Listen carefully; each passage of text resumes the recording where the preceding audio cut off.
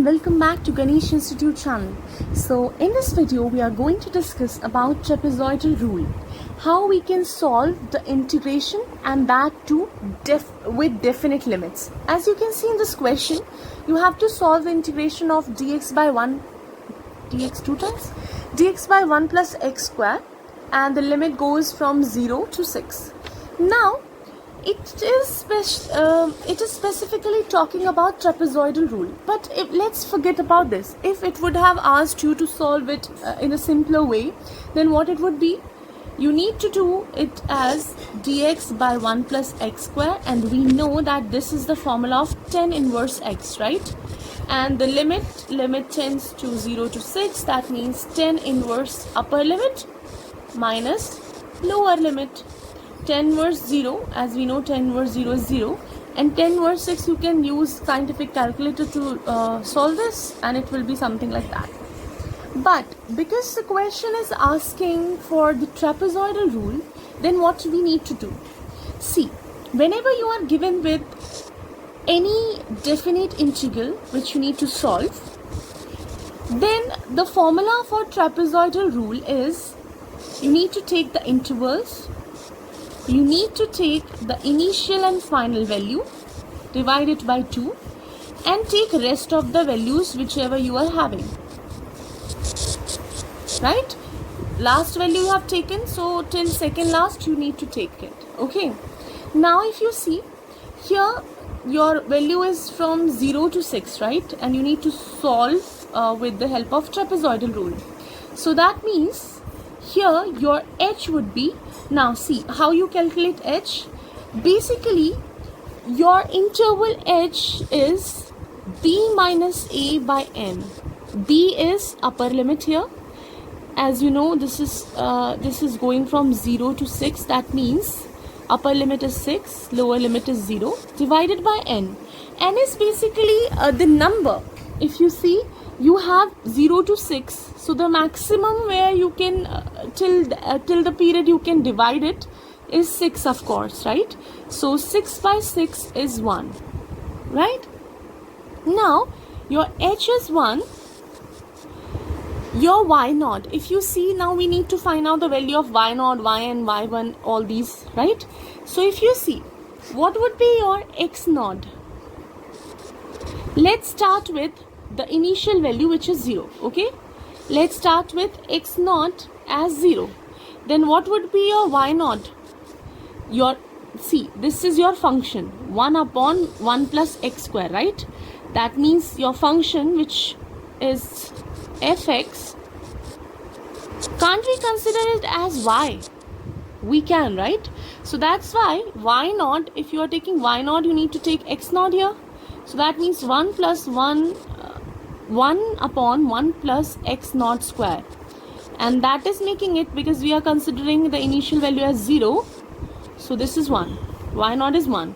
Then moving on, we are dividing it into 6 interval, right?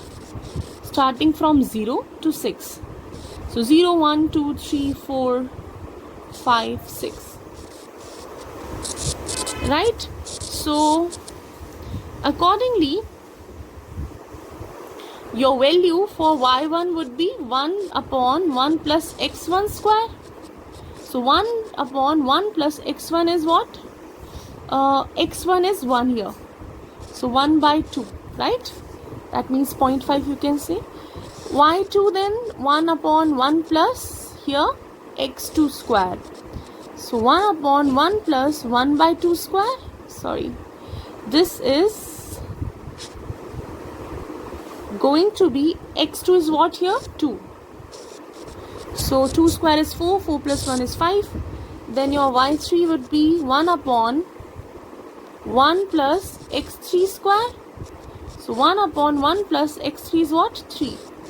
So 3 square is 9. 9 plus 1, 10. Then your y4 would be 1 upon 1 plus x4 square. That means 1 upon 1 plus x4 is 4. That means 4 4s are 16 plus 1 17. Y5 equals 1 upon 1 plus x5 square. So 1 upon 1 plus x5 is 5. So 5 5 is 25 plus 1 26. Y6 is 1 upon 1 plus x6 square. 1 upon 1 plus x6 is what? 6. So these are your values, right? Now if you substitute all these values in the given formula, which is this one, so your h is 1 and rest all values you have got, right? So let me write down the formula again here, which is your term which you need to find out is h, initial and final values by 2 and rest of the values. So now your h is 1, your initial value y0 is also 1, yn is basically the last value, which is y6, right? So 1 by 37, okay? Then divided by 2. This is the first value, plus rest all values will be added. So this is 1 by 2 plus 1 by 5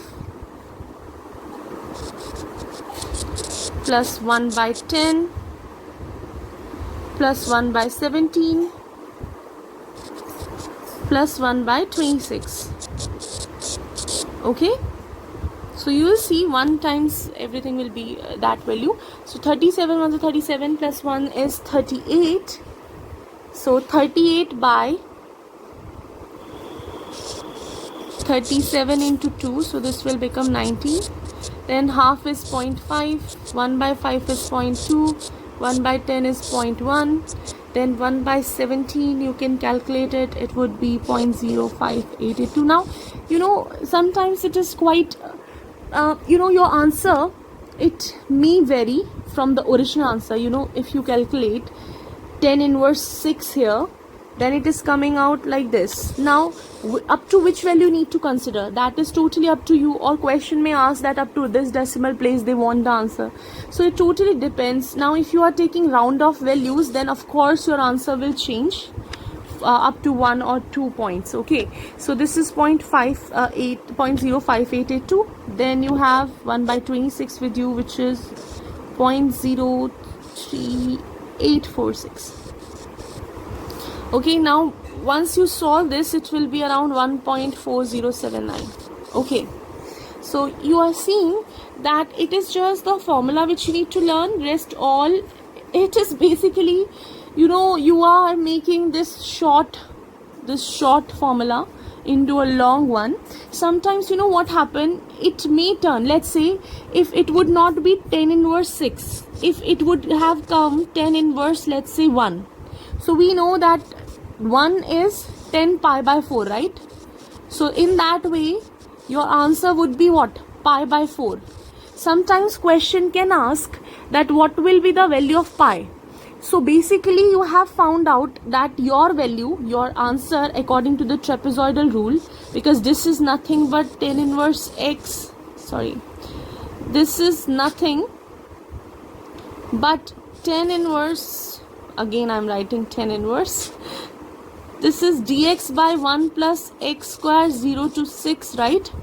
So if you have got this value as pi by 4, but you are also getting this value as this, so from first and second we can say, I'm just giving you an example, from first and second we could say that pi by 4 would be this value, and in that sense you could find out the value of pi. Anything can happen. Instead of pi they can give you any value. Let's say they can give you that this is, its value is a by 7 for example, then find the value of a.